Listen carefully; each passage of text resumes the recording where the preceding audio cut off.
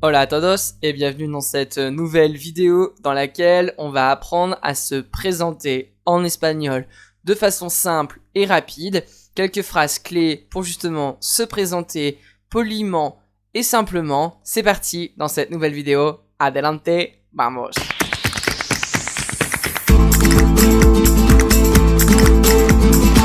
Allez, allez.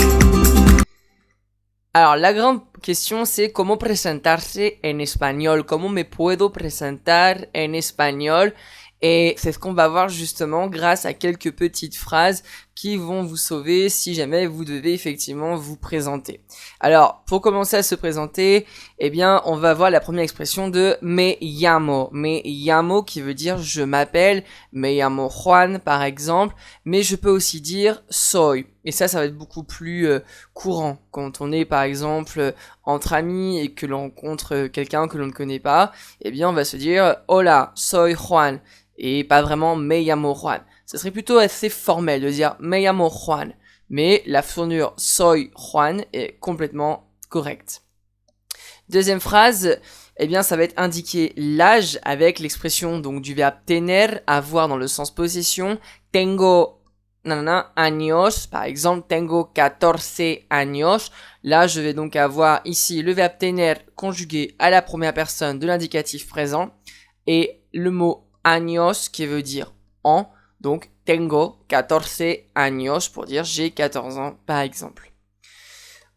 Indiquer la nationalité, soy francés, soy francesa, soy espagnol, soy portugais, soy inglés, etc. Mais aussi indiquer la provenance, soy de Lyon, par exemple, soy de Paris, soy de Bordeaux. C'est-à-dire que le soy de veut dire je suis de, l'origine, je viens de cette ville, je viens de France, par exemple, soy de Francia, soy de España, et ça va nous permettre justement de savoir que la personne habite et est d'origine de telle ville ou de tel pays ou de telle région. Par exemple, soy de la Comunidad de Madrid, je suis de la communauté de Madrid. Je parle français, anglais et un peu espagnol. Hablo francés, inglés y un poco de espagnol. Là, donc, ça va être justement à personnaliser. Hablo francés, hablo inglés, hablo portugais, hablo italiano, hablo espagnol. Ou si je veux vraiment dire, pour le coup, je le parle pas du tout. No hablo francés, no hablo inglés, no hablo espagnol. On met la négation avant le verbe parler conjugué. Donc, no hablo inglés, no hablo espagnol, pero hablo perfectamente francés, par exemple. Hablo perfectamente francés. Avant-dernière phrase, avant de passer donc à l'exemple.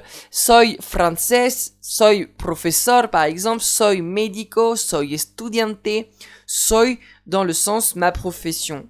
C'est-à-dire que si je veux dire je suis dans tel métier, dans telle branche, eh bien je vais dire le verbe ser, puisque ça va définir ma caractéristique essentielle dans le sens professionnel. Donc soy profesor, soy médico, soy estudiante, soy alumno, etc. Allez, maintenant un petit exemple avec une phrase complète. Hola, me llamo Clara, tengo 14 años, soy francesa y soy de Lyon. Hablo francés, inglés y un poco de espagnol. Donc là, on va avoir donc plusieurs verbes conjugués. Le verbe llamarse au début qui veut dire s'appeler. Me llamo Clara, je m'appelle Clara. Tengo 14 años, j'ai 14 ans. Soy francesa, je suis française. Y soy de Lyon. Ici donc le verbe ser pour dire la provenance, je suis de Lyon. Hablo francés, inglés y un poco de espagnol. Je parle français, anglais et un peu d'espagnol. On peut constater que par rapport au français, je n'ai pas en espagnol les pronoms personnels puisqu'ils ne sont pas obligatoires. Je vais pas avoir de yo me llamo Clara, yo tengo 14 años, yo soy francesa. Non, je vais dire directement le verbe conjugué puisque ma terminaison va me permettre de comprendre qui est en train de parler et à quel moment il est en train de parler. Donc me llamo Clara, me llamo Juan, me llamo Roberto, etc. Voilà, maintenant vous savez vous présenter en espagnol. N'hésitez pas à vous abonner et activer les notifications pour ne pas louper les prochaines vidéos. Et moi je vous remercie et je vous dis hasta luego, adios.